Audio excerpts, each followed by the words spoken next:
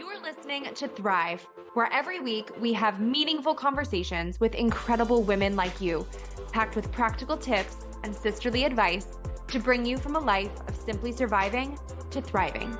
It's personal development for the everyday gal who is done with coasting through her days, done with feeling like she's missing out on the deeper meaning of her own life, and done with mediocrity once and for all. Because it's not enough to simply survive. You deserve to thrive. I'm your host, Erica Gwynn, and I'm ready to thrive together. Here's today's episode. Hello, friends, and welcome back to Thrive. If you've ever caught yourself daydreaming about a break from your job to go, travel the world and dream bigger dreams, Katrina McGhee is here to help you make it happen. As a career break and sabbatical expert, Katrina has successfully helped nearly 100 people take time off to put time into what is lighting their hearts on fire, seeing them return to work recharged, inspired, happily employed, and forever changed. In today's episode, she's sharing exactly how she herself took her own 20-month globetrotting career break. And don't worry, she's keeping it real and revealing how much money she saved and how she recommended breaking down the dollars and practicals to support your own sabbatical, whether it's a month off in your hometown or a year or more around the world. Stay tuned through this episode. Drop it 5 stars if you like what you're listening to. And now, welcome, Katrina. Hello, Erica.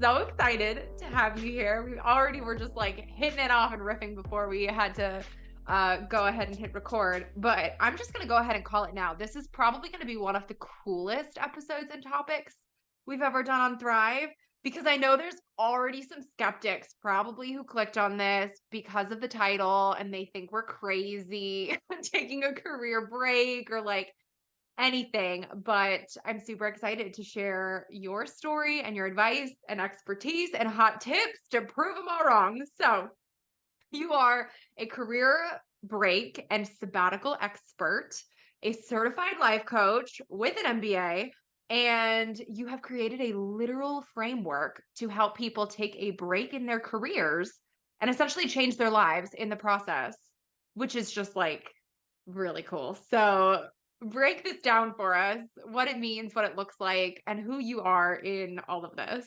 Yeah. Oh my gosh. So I thank you, by the way. That was a really fun introduction. I have been on a wild and crazy journey. And in that journey, I think one thing about me is that I've always sought to find the truth and the fun. And so really getting to know myself, really trying to be more authentic. And, that can be a buzzword of sorts, but it's really asking the deeper question of, what do I feel like I'm here to do? But also, what is making me happy? What is lighting me up? And because I think those are the clues that lead us to sort of that really unfiltered, powerful, raw, radiant version of ourselves, and not being afraid of the answers, right? And finding the courage to go a step towards that vision versus, retreating a step back towards what feels safe because it's familiar, because 85,000 other people, are mimicking sort of a similar path. And so through this process, I came to a point where after getting my MBA and starting a whole second career after the first career, I was realizing I was not on my authentic path. And I had $1,500 in my bank account, not a lot of money. I had a good job, but I just wasn't saving nearly enough. But I had this dream, and this dream was I was going to quit my job and travel around the world for 1 year. And I didn't honestly know anyone at the time that was doing that. It was 10 years ago. This wasn't something that people talked about. It seemed kind of crazy. But I did it, and I saved $40,000 in 18 months. I left for a break I thought would be a year. It ended up being 20 months. I traveled around the world solo. I was not a solo traveler before that point, and I just lived the biggest adventure that I possibly could. And through that experience, once I came back, paid off all of my MBA loans, and really leapt into this idea of entrepreneurship, got certified as a life coach. The one thing I felt the most passionate about helping people like live and do was creating space for them and permission for them to live their dreams, to do the things they want to do, to take time for themselves, to have the space, clarity, to even understand who they are. And taking a career break, I think, is an amazing facilitator to up leveling your life and creating this more can just go out and do all of the things. And so I really wanted to preach that gospel to other people and help them create their own version of success through that medium. And that's the journey. So the framework was born of my own experience. The framework is the RSVP framework, which stands for reset, shift, vision, and plan. And those are kind of the main steps you move through to create something like this.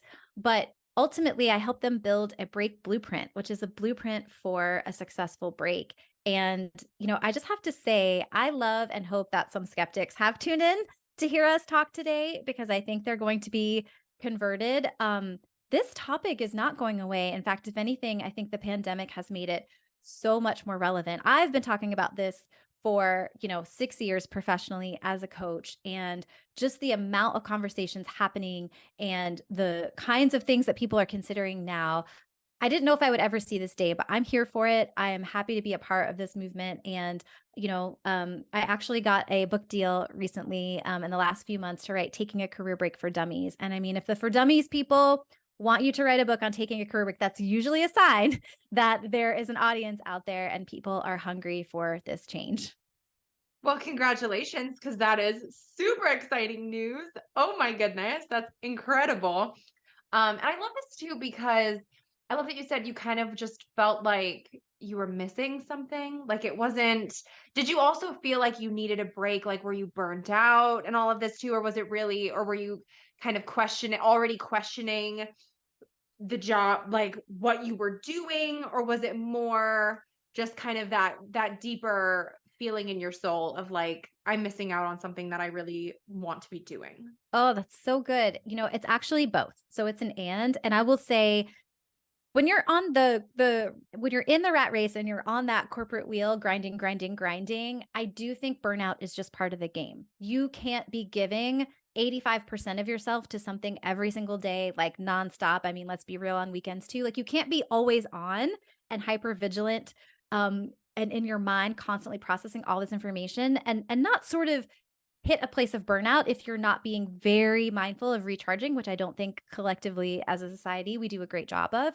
So I think burnout is something a lot of people can relate to, just because the way we approach work is not sustainable. But for me, what is also true is that, I grew up in a small town. I did not grow up with a lot of money, and I saw people have things and I wanted to have things. I wanted to go out to a nice restaurant. I wanted to take a vacation. I didn't get on an airplane until I was like 17 years old. I didn't go abroad until I was 29. So there were a lot of experiences I really desired to have that my parents, didn't have the means to provide back then, and that I didn't necessarily know how to create. And it was like, oh, go get a corporate job. Like that's the way that you make money. That's the smart, successful thing to do. And not that I regret that decision, but I definitely think I was following a path that other people were taking. And I was looking around like, what is it I'm supposed to do to get the things I want? Oh, okay, I'll go do that. And so I was just sort of unconsciously following someone else's blueprint for how I should be living my life. And so it built and it built and it built. And when I went to get my MBA, the secret is that I was actually trying to change my life. I thought this was a very smart way to completely change my life. And really, I just ended up with the same life. It's just a different job title. So that didn't work out so well. But for me, it was this sense, I think a building sense over time that was unconscious and then became so painful. It moved into my conscious awareness. I am not living the life I was meant to be living. I am not using my gifts. I am not enjoying this process. And if I'm not careful, this is going to be the next 30 years of my life until I'm retired. And then I will be looking at my 65-year-old self going, well, let's go out and try to find some joy while we still can. Ooh, I'm sure that hits home for a lot of people. I right off the bat, before we dive into the practicals, because I want to hit the practicals pretty hard for all of the, the how to actually make this happen sort of thing. But right off the bat, my first thought is this something that you see as even being possible for people who have a family, a partner, a whatever, like people, or is this something that you recommend more so when you are in a certain stage of your life or at a certain point in your career? Or is this something that you still see as being an option, kind of like regardless of where you are in your journey? Yeah. Thank you for asking this question, Erica. I'm like slow clapping you over here as you're asking it. I'm like, Oh, yes. I'll take it. Yeah. No. They're all excuses. So I'm gonna caveat this by saying there clearly is a threshold income-wise of money and means that you need to survive, to feed yourself, to cover your health expenses. I acknowledge that. I know that not everyone can afford to take a break. I think everyone deserves one. I think everyone should be able to take one. I recognize that some people are not in a financial means or ability to be able to take one. That said, the majority of people that think I could never do that actually could. Now, they might not take a break that looks like mine, where they travel for 20 months around the world and they go visit all the countries and eat all the food and do all the activities, right? But if you need and want a break, there's some version of that you can scale down to create. And to prove the point, right? That great question you asked, I actually did a survey recently as I was preparing for this book and just thinking about, my past clients. So I have personally supported over 60 people into and through a career break. So, that's not just people preparing, that's people that have actually prepared and taken one or taken one and finished it. And it was astounding to me. I think 70% of them had partners. Some of them were married and had spouses, but other people had partnerships that they were in. I think around 30% of them had children. People had homes that they owned. They had pets. Some of them had employees because they were entrepreneurs. Like anything that you think is an obstacle with thoughtful planning and a very powerful connection to your why is surmountable, right? Maybe you know, what it looks like will have to be altered to address some of the limitations or responsibilities that you currently have, but it is absolutely possible. And I think that's a really important thing is because it's so easy to dismiss it and say, oh, that must be great for everyone else, but that's not for me. And I happen to look, at least I used to, younger than I am. So I'm 43, but back when I was in my No, you're 30s. not. Oh, thank you. Yeah, no, yeah. So 43. And so people will see me when I was traveling at 32, 33 on my career break, and they would think I was in my like mid 20s and they'd be like, "Oh, you must have a trust fund." And it's like it could not be further from my reality, right? But I think it's easier to assume I have a gift that you don't have because then you don't have to take responsibility for doing the hard work to create it, and it is hard work, right? But that's what I'm here to teach people is how they can create this for themselves regardless of, to your point, the responsibilities that they might come into their situation with. Yeah. So, okay, let's break down the practicals here because I know you mentioned this in the beginning. You number dropped $40,000 is what you had, and Yeah. then you took that to visit 20 countries, do like all the things. I love that you pointed out that there's obviously a scale here where, like, if someone is considering a career break, this does not mean they also need to literally travel the entire planet. Mhm. Um, but what would you kind of recommend as the maybe like a range that you can kind of give if people are looking at this completely clueless as to like, okay, I have no idea how much money it takes, I have no idea what I would do or whatever. Can you shed some light or give some context to kind of like, okay, here might be a goal number that you want to save to be able to do this and like Yeah. what you kind of did to shift up your saving process because I'm sure that was a new experience also when you're like Yeah. intentionally saving for this specific thing that's like a very very big thing and you want to do it relatively soon and not like 2 decades or 3 decades from now, and shed some light on all of that. Yeah, absolutely. So, I'll start with the savings part first because that's pretty simple. It was not easy, but it was simple. I had not been a saver. I didn't live above my means. I kind of unconsciously was living at my means. But once I had this dream of taking a break and I realized I didn't have the money to create that possibility for myself, I started with the simple act of tracking every penny I spent for 2 months and just realizing this is really important. Realizing where my unconscious alignment was.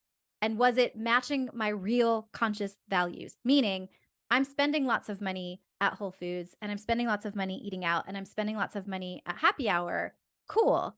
Does that align with my priorities of what I consciously want to create for myself? And the answer is no. I actually love shopping, natural and organic products. And so I didn't stop shopping at Whole Foods, but I started shopping with a grocery list. I started paying attention to what was on sale. I stopped going out and spending a lot of money at happy hour and like inviting friends over for a drink or just, not having a drink. I started creating opportunities for myself to do things in a way where I was being more wise with how I was spending my money, not from a place of deprivation, like I'm limiting myself, but from a place of alignment and prioritization. Like this other goal is really important. So let me make sure I'm spending lots of money or putting lots of money towards that goal. So tracking what you spend to know what the reality is without judgment, and then tweaking any place that's not in alignment. That's what budgeting was for me, was going in and saying like, oh, $700 a month at the grocery store for a single person, like that doesn't feel good. Let me find a way to reduce that, right? But it's not like, oh, I can't spend that. It's just like that doesn't feel good. So let me find a way to reduce that down, increase my savings. So that was kind of step one, rolling into step two, which was the budgeting. And then the third thing was saving my lump sums. So I was surprised by this, but once I'd saved my money and then started helping other people do similar things and went back and looked at like, where did all that money actually come from? Almost 50% of it came from saving lump sums. So when I got a tax refund, when I got a bonus at work, when I got a surprise, like reduction on my escrow of the townhouse that I'd owned, and that was like a couple, like $1,000 or something. Anytime birthday presents, I got money that I wasn't expecting. Instead of being like, oh, I'm going to treat myself and I'm going to go spend it, I was like, oh, immediately put this away because I wasn't counting on it. I wasn't depending on it. I hadn't planned for it. Let me put this away into my savings to plan and save for my break. And that ended up being close to $20,000 over, the 18 months that I had been saving. So save your lump sums. I think that was, for me, it was a really huge thing. And then the asterisk to all of this is that when you have a budget, you have to have a dedicated line item in your budget to enjoy your life. So I called mine the exploration fund, and it was money intended to explore my life, whether it was taking a class, taking a day trip, paying for the gas to go on a day trip to a new town and take myself out to like a gluten-free lunch and have a coffee, whatever it was that felt like exploration to me, both internal and external. I had $200 a month that I was allowed and actually required myself to spend money on having that stimulation of like being in the world and learning new things and experiencing new things. And I think that is what counteracted the feeling of deprivation, because I'm doing less of the old things that I used to do, but I was being much more intentional about creating the feelings I wanted to feel in my life. So does that feel pretty clear as far as the savings goes? I think so. And then if you could kind of like maybe match or recommend different break, I don't know if it would be like durations or Yeah, of course. destinations, Mhm. depending on the general amount of money that someone is saving or hoping to save, to kind of like give some perspective. If we've got like 40,000 is the travel the entire world to do all the things for like Yeah. almost 2 years, what are kind of other options, that like tiers maybe, or like just Yeah. other options that might be of different levels for people depending on what they're able and hoping to do. Yeah. Okay. This is such a great question and it's nuanced. So I want to give like a really like honest answer. So, to answer your original question about like what would even be an anchor point for someone that's like, how much money would I even need to be in the ballpark to do this? It absolutely depends on your situation and what you want to do. But I would say anchoring to a very generalized 25,000 to 35,000 for a year on a break. Yours could be more, yours could be less, but I'd say that 25K to 35K range is going to capture the majority of people on average, as far as like being able to take a break and not feel like you're living a deprived version of that break experience. Now that said, right, there are tiers. Some of my clients, a couple of my clients, opted to stay on a break as more of an internal exploration than a travel exploration, and they had a partner. And so the amount of income that they needed for this break, or the amount of savings they needed to take this break, was a lot lower. They're at the lower end because they have someone contributing for a lot of the household expenses. It might still require some of the savings to pay for it, but like that is a big boon, and they're not spending a lot on travel, right? So there's that sort of like anchoring lower end. And I would say the opposite end of the spectrum is someone that really wants to travel and really wants to have a very sort of like go big or go home type of experience, right? So they want to go hike Mount Kilimanjaro and like buy the equipment and pay for the visa and do all, like do all the things you have to do for those bigger, sort of more adventurous things. And they want to do it for a year. So, I've had clients that have spent I would say upwards of like 50 to 60K for like 12 to 14 months. But a lot of that was either A, they had a very expensive lifestyle that they were maintaining while they were on a break, or B, they went really big and really hard on the travels and like the plane tickets and all of those things. My clients also span a very wide age gap. So I have coached 30 year olds. I've coached people in their late 50s, and I've coached a lot in between. I would say the average is probably that mid 30s to mid 40s range. But people in different stages of life want to travel in different ways, right? And they want to create different things. So, knowing your situation, knowing if you have passive income, if you can rent your house out and create some type of income with that, if you have a side hustle that you can tap into, once you've done the restoration phase of your break and you don't want it to quite end and you just want to like be able to supplement your travels, there's lots of ways you can sort of bring some money in or change your financial picture to sustain you being on a break for longer. But I would say, for myself personally, I did this several years ago, but the countries you go to matter. So when I was in Southeast Asia, I spent $5,000 to exist there happily for 3 months. Now, I was staying in homestays, I was staying in hostels sometimes. Occasionally, I would get a hotel, but I was doing all the tours, I was eating all the food. It was just a very affordable place to be. Compare that to, I was in Europe. I spent a little over 5K in Europe, but I was only there for, I believe, about 6 or 7 weeks, right? And I was staying in hostels there for sure because it was expensive, but it just was a higher cost of living. So there are places you can go. I was in Buenos Aires. That was the first sort of like big stop on my whirlwind tour. And I rented an Airbnb there for a month, and you got a huge discount to be there for a month on that monthly fee versus the daily fee. So I paid $600 US to rent an apartment in the nicest neighborhood, like in a very touristy area, and just live there. That was super affordable. I think I spent about $1,700 to just live there and eat all the food and do all the things for a month. And then 4 years later, I went back and did the same adventure, and it was like $1,800. Is basically the same, right? So just knowing there could be a lot of places you want to go, but if travel is a piece of that, understanding the dynamics of, where I go is going to influence how long my money lasts. And if you have your heart set on some place like Western Europe,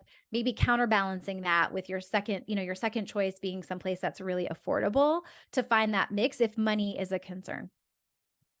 So how on earth did you figure all of this out? Like, where did you start with like Googling? Because especially when you were looking at it from such a global perspective, I'm like, I feel like I would literally, and this is gonna sound real dumb, but I feel like I would sit down at my computer and be like, cheapest country, but then you don't want to type like it's so nuanced. Like, how on earth did you start researching this while you were simultaneously planning all of the things that you needed to have in place to be able to take the break in the first place?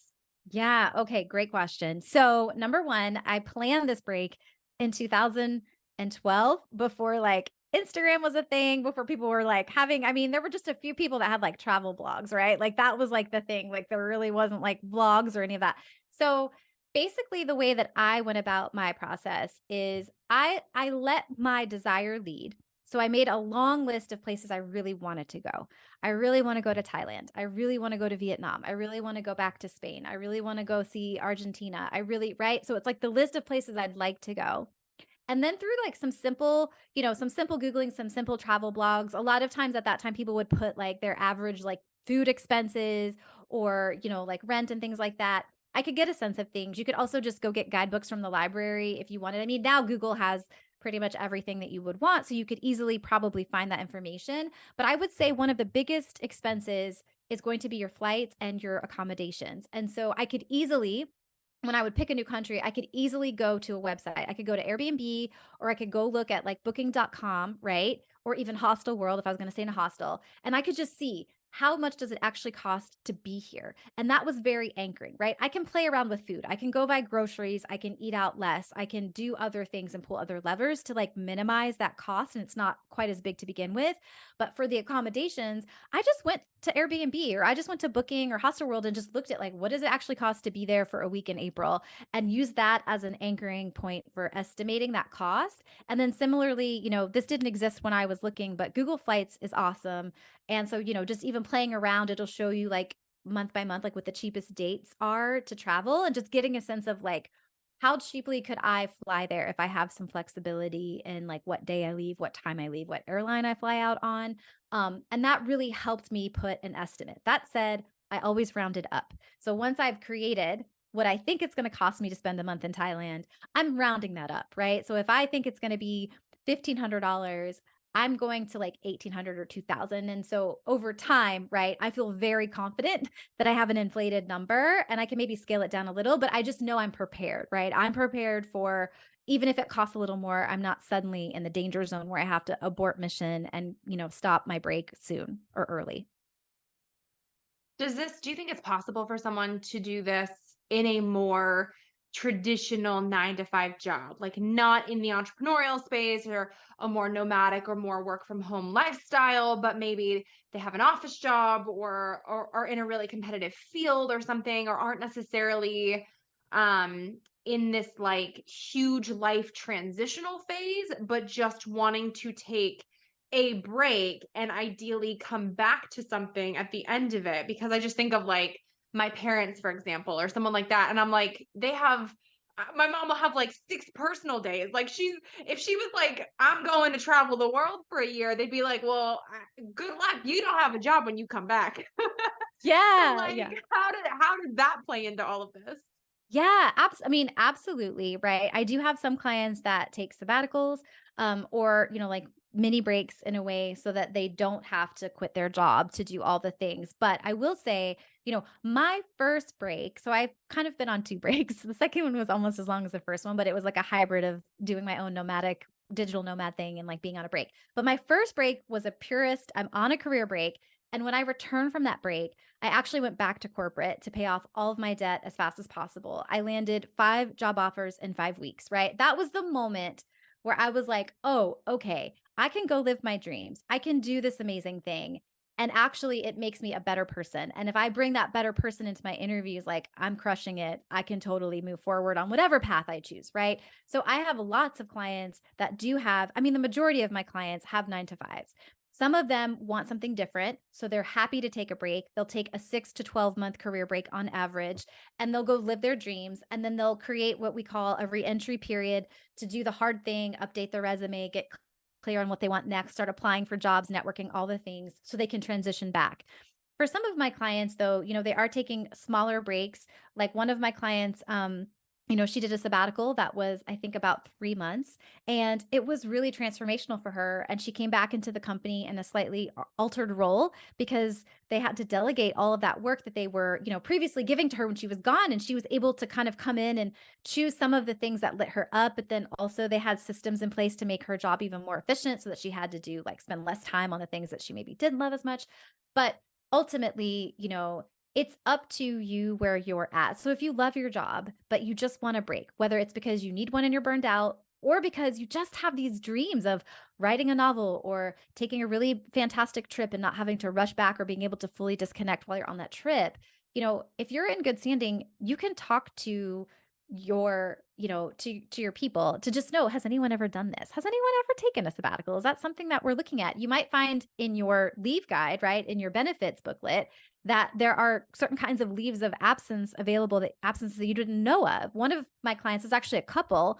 They ended up moving to Spain for 6 months, and having a really amazing experience. And they went to give their notice at their company. They both worked at the same company, and they were, highly regarded employees. And the company was like, wait, please don't leave. We have this leave of absence. You can just take this general leave of absence. And if you come back within 6 months, you can just like, you're guaranteed to be able to like, you can keep your insurance and you're guaranteed a job. We just might have to make it a different job than the one you left. And they were like, oh, okay, sure, we'll do that. And they did that. And they came back to their job and got to move to a different office when they decided they wanted to like relocate to a different state. But I think there are a lot of possibilities out there. It's like just figuring out what's true for you and then doing some exploration to find out what's already available. And then, like, what could I maybe advocate for if I really do want to come back to the same company? But if you don't, just know if you structure your break in a thoughtful way, you can absolutely come back to your same career or an adjacent career very successfully. You just have to be really thoughtful about how you frame that story once your break is over. And what about things like insurance or like unexpected expenses or like an emergency fund? If you are, like if life happens Yeah. along the way, like how did you structure planning for all of that as well? Yeah. So, insurance is a changing landscape.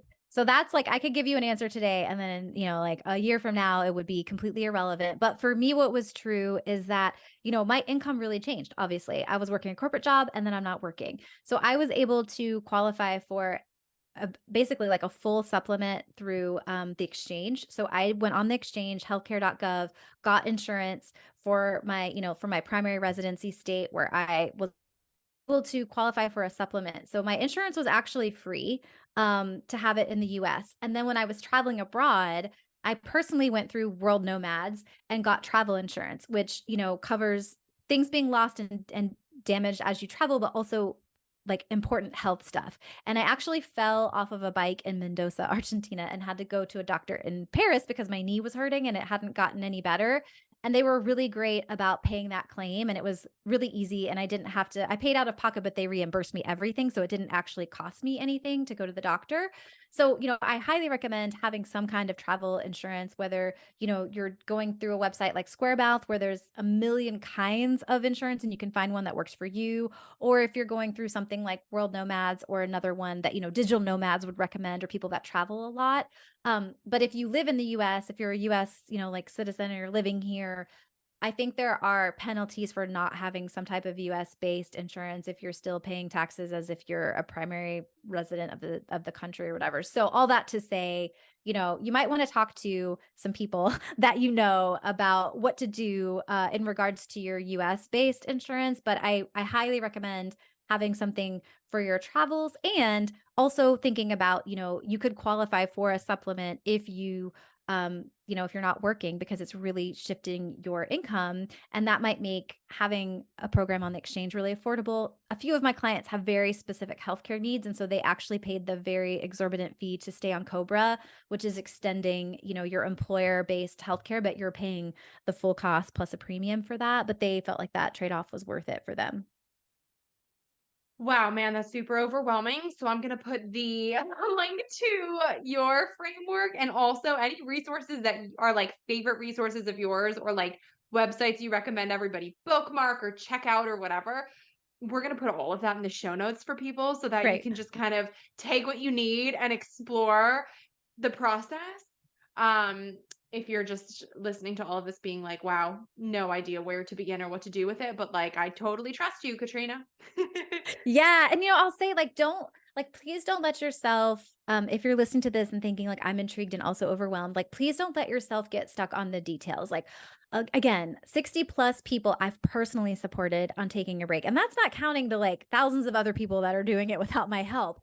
And they all figure out a way through it, right? Like if you're 55, if you're 30, if you have a partner, if you don't, any detail that you come across, somebody else has figured out a way around that or through that, or you can get support for that. And so let it be overwhelming. Don't make yourself wrong for that, but also don't let it be a stop sign where you're like, oh, I was looking at this and now I've decided I don't have an answer for that immediately. So like I can't. So like definitely like let the exploration be fun. It's like you're uncovering this way to make an impossible dream possible. That's a freaking magical journey to go on. And just know that somebody out there has like struggled with the same thing and found a way to overcome it. So you can too. I love that. How much of your end goal, I would say, did you feel like you need figured out, or do you recommend people have kind of figured out before beginning this? Or like how much is there something where you're like, okay, if your goal is to completely shift into a new field, there's like a certain amount of time that's like the best amount of time to take to support that? Or is it really just kind of like you're going with what you think you can afford or what you feel like? Or I don't know if that makes sense, but just kind of Yeah. like how to gauge how much is kind of like a not scientific, but kind of like a specific, okay, this for this type of career break or for this type of sabbatical, this is kind of the time or the planning that would kind of best support that. Yeah. So, I fundamentally believe the most important thing, right? We talked about that blueprint earlier, having a career break blueprint. The foundation of that blueprint, the most important part is your purpose statement. and your themes. So I ask my clients to develop, we co-create 4 themes. They're very short. Usually it's 1 to 2 words that describe a pillar of their break. And so once you understand, what do I need this experience to do for me? And what do I want to get out of it? Like, why am I taking a break? Really, why am I taking a break? And what are my pillars of that break?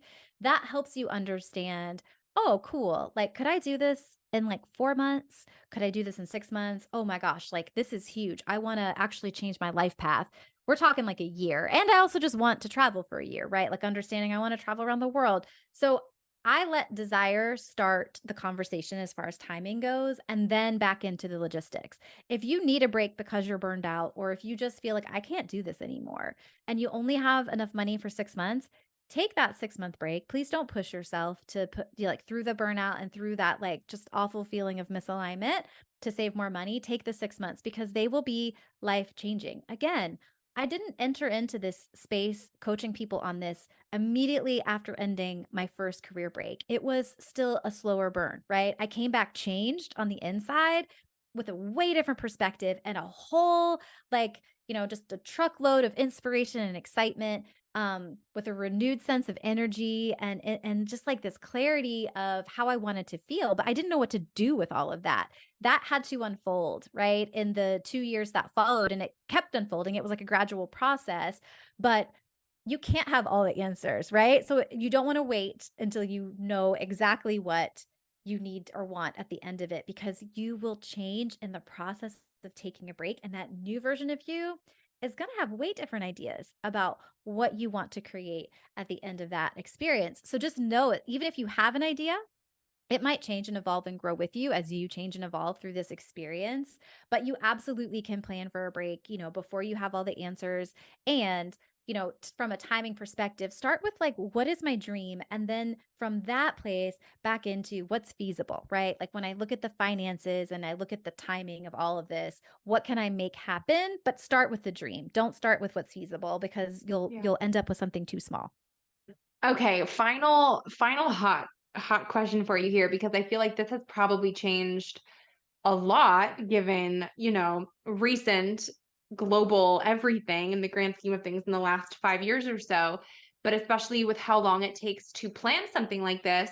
How do you take into account things like the potential for a global pandemic, or like things that would obviously very vastly alter not only your break plans and your travel plans, but also like your return plans and the general scope of the economy and like all of those things? Is this something where you just kind of plan with a hope and a prayer that it doesn't happen again? Or is this something that like realistically you kind of have to take into account given the fact that it very much did happen?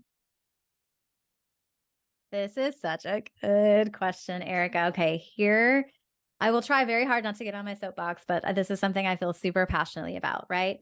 Life is going to life. If you are waiting for the perfect moment, or you're requiring that your plan account for every possible chess move that the universe could make, you will be waiting until you are dead. It will not happen. There will always be a reason. There will always be a reason, because life doesn't have rules. It doesn't play by rules. It's not like if I do this or I save this much money, then I'm guaranteed to not be uncomfortable or to not get sick. That is part of why I want people to take a break, is because the other part that they're not considering is, what if I get cancer? What if I get sick? What if this person that I wanted to travel the world with, or this person I wanted to go visit, isn't around in 10 years? Like, what if I've waited too long? So when we go back to that blueprint and we talk about your purpose and your themes, right? The reason that I created the structure for my clients is for this very reason. Because if you are clear on why you're taking this break and what those 4 pillars are, like the things you need most desperately to get from this experience for it to be successful, you're not married to the details and the specifics. You're not married to a week on the beach in Thailand. You're married to being immersed in other cultures. You're immersed to being in a place where you're learning and growing, or you're practicing another language, right? You have so much more flexibility to adapt and change when life is adapting and changing around you, because spoiler, it's always going to, whether it's an internal personal thing or a global pandemic thing. And so you're able to reassess and pivot and be flexible and say, okay, my theme for this period of my break is about reconnection. It's about, really making time to reconnect to myself and the people I care about. And so if a global pandemic comes, right, leaning into that self reconnection first, and then deciding, how can I still embody reconnection, right? With other people? Is it doing it through Zoom? Is it taking walks in a mask outside with friends? I mean, I still traveled like very cautiously and safely when the pandemic happened because I was living a nomadic existence and I didn't really have a home. So, I was just like, okay, I'm in an Airbnb and I'm sequestered away, but I can go for a walk in the park and see other humans and feel some kind of connection. But I had one client who was in New Zealand when the pandemic started, and she just started her break and she was living this dream experience and the borders started closing and she had 24 hours to decide, do I leave New Zealand and end my break because travel is like shutting everything down in slow motion, or do I stay in New Zealand and get locked down here and make an adventure? And because she had a partner, back home, that it was like a new relationship, but she was like, I don't want to be locked down indefinitely and away from my partner. I'm going to go back. So she went back and she still had a life-changing experience for the next several months while she was on a break. She wasn't like, I wish I'd never taken a break. She was like, I'm so glad I got to go to New Zealand. I'm so glad I got to do the hike and the tour and all the things I did. And she found a way to adapt and make it really useful, even though it didn't turn out the way that she had expected it to. And I'm just going to drop this bomb right here and say, like, I lived this, right? So my brother was my favorite person in the whole wide world, like the coolest dude ever.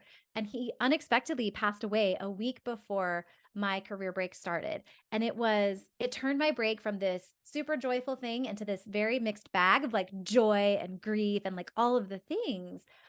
But I was so grateful that I was going on this break because I was living the life that I had. There's no guarantee how long I'm going to be here, right? There's no guarantee for that. But I had the ability to grieve with space and not go back to work and pretend everything was fine. I had the ability to be with my family. I had the ability to go on adventures and just lose myself in other places, to like part with my grief in some ways.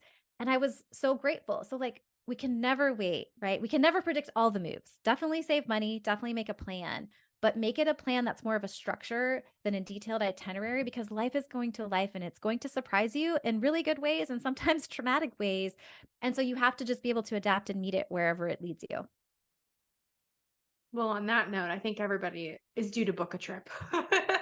Even if it's not a year-long global break, something, because I think you're absolutely right. Like, life is just going to keep on lifing, whether we are in the same house that we've always grown up in, not that there's anything wrong with that, or whether we are on the other side of the world, globetrotting and with elephants in Thailand, like you said. So I love that.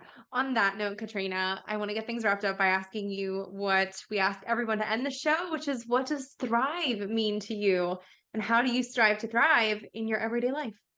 Oh, to me, thriving is about removing and living aren't the barriers. I'm removing the barriers. I'm removing the obstacles in front of me so that I can just play full out.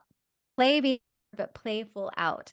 And so the way that I continue thriving, even as I get to live my dream and have this amazing business, is I continue pushing myself towards the way of play and joy and desire, and removing the limiting beliefs and the limitations that rise up and like try to deter me. And let me tell you, entrepreneurship is a tricky road, but it's so much fun when you're connected to a mission that is bigger than you and a purpose. And so thriving for me is not letting those limiting beliefs or those obstacles stop me from shining the light that I'm here to shine, and just finding a way to bring my most radiant and brilliant self to the world so I can help other people.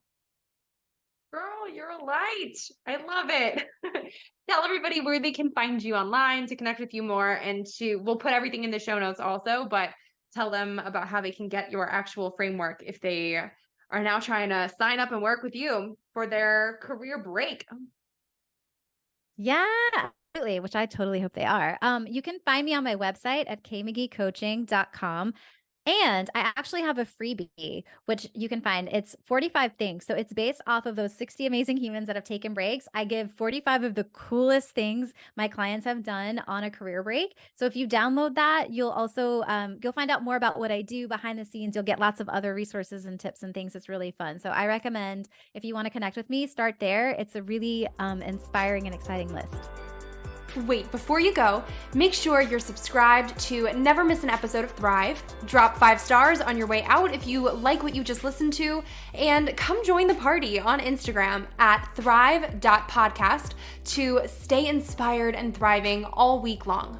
Thanks for tuning in. It's your time to thrive.